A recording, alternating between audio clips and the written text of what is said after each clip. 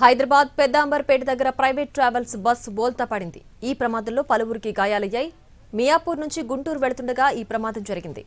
ప్రమాద సమయంలో బస్సులో 20 మంది ప్రయాణికులున్నారు. పటాన్చెరు దగ్గర ఔటర్ రింగ్ రోడ్ ఎక్కిన బస్సు పెద్దాంబర్పేట దగ్గర దిగుతున్న సమయంలో బోల్తా పడింది. ప్రస్తుతం 2 క్రేన్ల సాయంతో బస్సును తీశారు.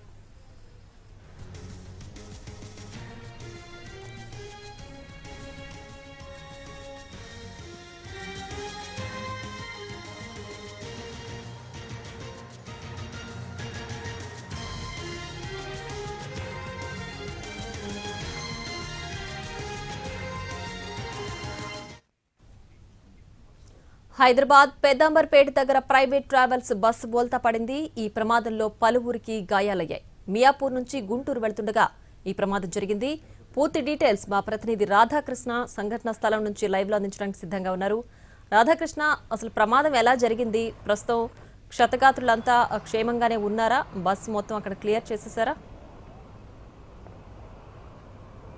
ప్రియా, నిన్న కర్నూలు ఘటన మరొక ముందే మళ్ళీ ఇవాళ ఉదయం అంటే కొద్దిసేపటి క్రితమే మధ్యాహ్నం 1 గంట ప్రాంతంలో న్యూగో అనే ఎలక్ట్రిక్ బస్సు, ఇది నిత్యం హైదరాబాద్ విజయవాడ రాకపోకలు సాగిస్తూ ఉంటుంది. ఈ బస్సు ఎలక్ట్రిక్ బస్సు, ఇది మొత్తం కూడా ఆన్లైన్లోనే టికెటింగ్ తీసుకుంటారు ఎవరైనా సరే ప్రయాణికులు.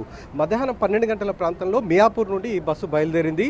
12:30 తర్వాత మియాపూర్ దాటిన తర్వాత ఓఆర్ఆర్ పైకి వచ్చిన ఈ బస్సు మరికొద్ది సేపట్లో అంటే దాదాపు 1 గంట 10 నిమిషాల ప్రాంతంలో ఓఆర్ఆర్ దగ్గర ఎగ్జిట్ కావాల్సి ఉంది.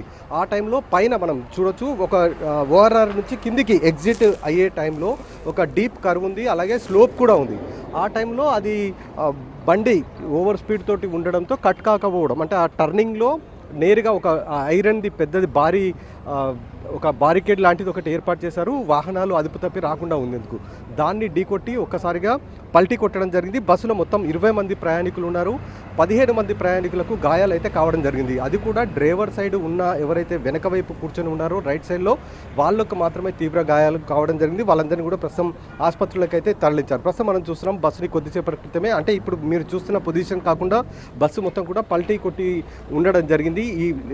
ఈ రైట్ సైడ్ మొత్తం అద్దాలన్నీ కూడా కూర్చుకున్నాయి, రక్త మరకలు మనకు కనబడుతున్నాయి.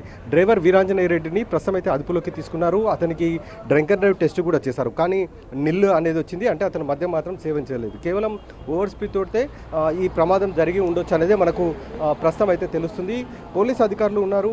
ఎలాంటి ప్రమాదానికి ఏ విధంగా జరిగి ఉండొచ్చు ఒకసారి అడిగి తెలుసుకుందాం. అంటే మీరు చూసినంత వరకు ఎలా జరిగి ఉండొచ్చు ఏంటంటే, ఈ డౌన్ ర్యాంప్ నుంచి వస్తుండండి, లెఫ్ట్ టర్న్కు బదులు డ్రైవర్ నిర్లక్ష్యం వల్ల స్ట్రైట్గా వచ్చి కింద పడ్డట్టు కనిపిస్తున్నది ప్రస్తుతం ప్రాథమికంగానైతే. అది ఇన్వెస్టిగేషన్లో తెలుస్తుంది. ఇప్పటికైతే డ్రైవర్ కూడా సేఫ్గానే ఉన్నారు అందరూ. డౌన్ ర్యాంప్లో లెఫ్ట్ టర్న్ కావాల్సి ఉంది, అక్కడ అది స్ట్రైట్గా వచ్చి రైలింగ్ తాకి కింద పడిపోయి. ఏమైనా డ్రంక్ అండ్ డ్రైవ్ అట్లాంటిది ఏమన్నా చేసినామండి. 2 డ్రైవర్లకు డ్రంక్ అండ్ డ్రైవ్ టెస్ట్ చేశాము. There is no drunk and condition, క్లియర్గా ఉన్నది వాళ్ళకు. ఆ ట్రాఫిక్ పాయింట్ ఆఫ్ వ్యూలో 2 డ్రైవర్లకు టెస్ట్ చేశాము, ఎవరు తాగిలేరు. ఓవర్ స్పీడే కారణం ఏంటొచ్చా? ఎందుకంటే ఆ స్లోప్ ఉంది, టర్నింగ్ ఉంది, అతను పట్టించుకోండి.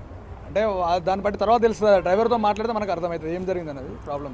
ఇది ప్రస్తుతం అధికారులు అయితే చెప్తున్నారు. ప్రస్తుతం అయితే బస్సుకు సంబంధించిన దాంట్లో ప్రధానంగా డ్రైవర్కి కూడా డ్రంక్ అండ్ డ్రైవ్ టెస్ట్ చేశామనేది అధికారులు చెప్తున్నారు. అతనికి డ్రంక్ అండ్ డ్రైవ్ టెస్ట్లో కూడా ఇక్కడ అతను మద్యం సేవించినట్లుగా లేదని చెప్తున్నారు.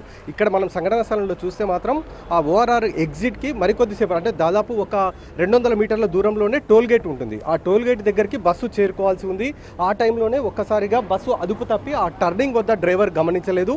నేరుగా పైన ఇప్పుడు మనం ఇక్కడ చూస్తున్న ఈ గ్రిల్, ఈ బారికేడ్ ఏదైతే కనబడుతుందో ఇదే బారికేడ్ పైన కూడా ఏర్పాటు చేశారు. అంటే వాహనాలు ఏదైనా సరే మితిమీరిన వేగంతో వచ్చినా దీన్ని తాకి అక్కడే ఆగిపోవడానికి వాటిని ఏర్పాటు అయితే చేయడం జరిగింది. కానీ ఇక్కడ ఇలాంటి బారికేడే పైన మొత్తం కూడా కూలిపోయింది. అదంతా కూడా నేలమట్టమైన పరిస్థితి, అంటే అంత ఓవర్ స్పీడ్ తోటి బస్సు ఉన్నట్లుగా కూడా మనకు తెలుస్తుంది. ఆ అదుపు తప్పడంతో ఒక్కసారిగా పైనుంచి కిందికి పల్టీ కొట్టడం జరిగింది. ఈ డ్రైవర్కి వెనకాల ఎవరైతే కూర్చున్నారో వాళ్ళందరికీ కూడా గాయాలు కావడం జరిగింది. కొంతమంది ఆసుపత్రికి వెళ్ళారు, మరికొంతమంది మాత్రం స్వల్ప గాయాలు కావడంతో ఫస్ట్ ఎయిడ్ చేయించుకొని ఇక్కడ నుంచి వెళ్ళిపోయిన పరిస్థితి ఉంది. ప్రస్తుతం డ్రైవర్ అయితే అదుపులోకి తీసుకున్నారు. ప్రమాదానికి మాత్రం మనం సంఘటనా స్థలంలో చూస్తే మాత్రం మితిమీరిన వేగం అలాగే నిర్లక్ష్యం డ్రైవింగే ప్రధాన కారణంగా మనకు తెలుస్తుంది. Priya. Right Radhakrishna, thanks for the updates.